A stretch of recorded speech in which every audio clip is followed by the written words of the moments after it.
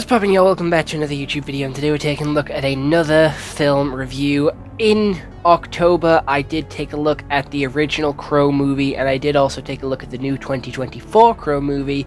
However, in doing research on both of those movies, I found out that there was 5 Crow movies. So, in today's video, we're going to be taking a look at Crow Salvation, which is the 3rd one, and yesterday we did take a look at Crow sort of City of Angels, which was the 1996 one, but today we're taking a look at the 2000s one. So obviously the past 2 were successful enough to warrant a 3rd one, and this one is better than the last one. I will say that this one is better than the last one, and I thought had a very unique story compared to the other 3, and a very interesting story compared to the other 3 as well, that didn't have anything to do with gangs. So without any further delay, let's take a look at what Google has to say. So The Crow Salvation is a 2000s movie, which is an action thriller and is 1 hour and 52 minutes, and the longest out of the 3, which we'll be taking a look at, because we are taking a look at another one tomorrow. And it is a 4.9 out of 10 on IMDb, an 18% on Rotten Tomatoes, and a 2.3 out of 5 on Letterboxd. You can watch this on Amazon Prime, YouTube, or Google Play, and it is where Alex is framed for the murder of his girlfriend Lauren, who was stabbed 53 times. 3 years later, he is executed in the electric chair. Soon, Alex is resurrected by a crow. So, how the movie actually plays out is completely fucking different. You know, they definitely, like, stab that into your brain that this girl was stabbed 53 times. That is, like, a crucial point. But the movie starts off with Alex in jail playing chess. I think he's called Alex. Yep, Alex in jail playing chess. And, you know, there's this detective who's like, don't worry, I know you're innocent, I'll work it out. Don't worry, I'll avenge both of you. I'll find out who actually did it. And Alex is dead set on this guy having, like, a zigzag scar on his arm, which isn't actually a zigzag, it's like 4 V's above each other, but he keeps saying it's like a zigzag tattoo. And anyway, he gets executed, his face gets burnt off, and he wakes up and he turns into a crow. He has the ability to turn into the crow. This crow has special abilities. The last crow that we took a look at yesterday, he was a pyrokinetic. He could sort of create fire and use fire, whereas this one, he can turn into a crow, which I think is pretty cool. But his face is very badly disfigured, and he rips off that skin, leaving this marking being left on his underskin. So this is the only sort of scarring which he can't heal, which is the bags around his eyes and the 2 sort of stripes down his face.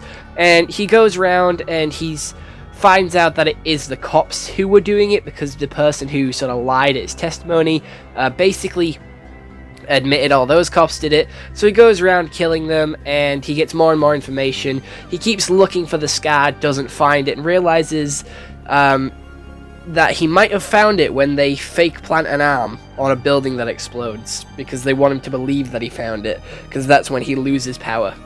Because obviously the crow isn't infinite, and the police captain obviously did research on these guys before. He did research on this phenomenon about crow people before. So every crow takes place in the same universe, apparently, which is fucking wild to me. And it is a phenomenon about how people come back from the dead with the power of the crow. And anyway, he believes that he killed the person with the scarred arm, so he's happy, he's content, and he feels like he's done his job. So he starts to turn human again, and he can bleed, he can die. And he realizes that he has to take out the captain as well. The captain then kills him and basically tries to torture an experiment on him. It doesn't work, and he gets the motivation back with the power of his girlfriend's sister.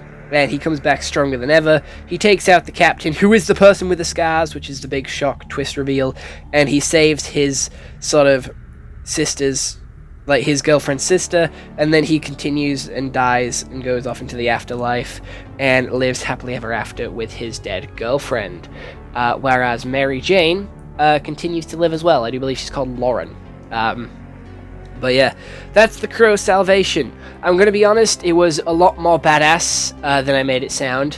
Him taking out the cops was really fucking cool. Stabbing each one of them 53 times, just like they did to the girl. The slow uncovering of the mystery was really interesting as well. However, you knew what it was about from the get-go.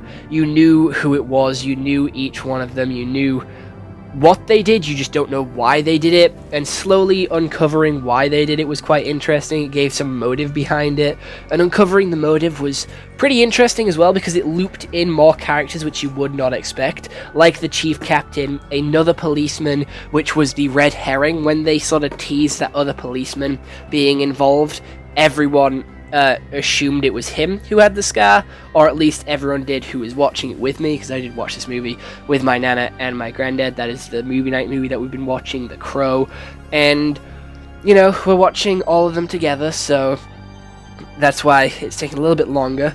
I couldn't see Lauren as anyone else other than Mary Jane. I'm gonna be honest, I watched her in the Tobey Maguire movies, and we did review those a couple of weeks ago, so you know, a little bit of a shock, a little bit of a strange turn of events, not going to lie.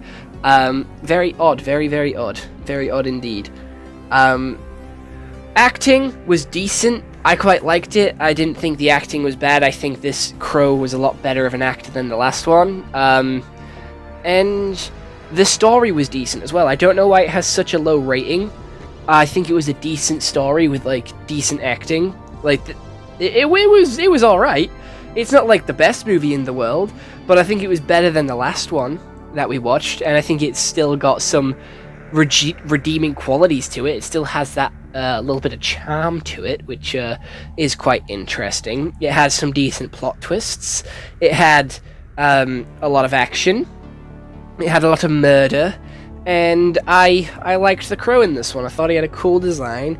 He didn't actually have the leather trench coat in this one. He had a fur coat in this one, which was still pretty cool. He stole it from one of the police officers who was like a little pimp. So he had like a pimp jacket on, which was cool as all hell. He was very Joker-like. I feel like he played the part of a Joker from Batman more than a Crow. He definitely felt like he was trying to be funny and crazy, and I feel like that's what he had in common with the last Crow, because in the last one I made similar references to Jokers. There's also the guy from Fallout in here. The ghoul from Fallout made an appearance in this movie, and I didn't fucking know, and he gave me shock value. As soon as I saw him, I pointed at the screen and I leant forward, because I was really shocked that he was there. I was like, holy shit, it's this guy, I know this guy. So we got famous actors making their debuts, making their sort of first breaks, their big break movies, which isn't actually that big of a break because it did really poorly apparently. But yeah, I don't think it did that bad. I don't think it should have been as poorly rated as it was. He looks pretty cool. He looks pretty badass, and I liked how cocky and confident he was. Him being very cocky and very confident was really cool to me. With him like just opening his arms and sort of like making himself as big as possible to be shot. He was not scared of gunshots. He would just walk into them. He didn't feel pain, and he didn't bleed either. This is something he has in difference with the newest Crow and the first Crow. They still bled when they were shot. They still bleeded and blooded all over the place when they were shot. He didn't, which I think is also really cool. He didn't bleed until he lost his powers. The other two bled when they still had their powers, and they still felt the pain. They just couldn't die. And that's what I think is really unique about this one. Like, he could not die, and he didn't feel pain, so he felt like an unstoppable force. And he could turn into a crow as well, so he could fly away if he needed to, which was fucking sick. And I like how everyone has their own unique take on the Crow and have their own unique abilities. It just makes for a more unique experience and makes it like you're not watching the same movie over and over again. This one also had a different plot, with his girlfriend dying to the police instead of gangsters, and him being executed by the police for doing that thing. So being framed, that's a new one. That's a new sort of topic choice, and I liked it. I think this movie definitely deserves a little bit of a higher ranking, but again, it's not perfect, and it's not a movie that I would watch again. I would give it like a 7 out of 10 max. I just think Rotten Tomatoes are being a little bit harsh on this movie when there is worse movies out there.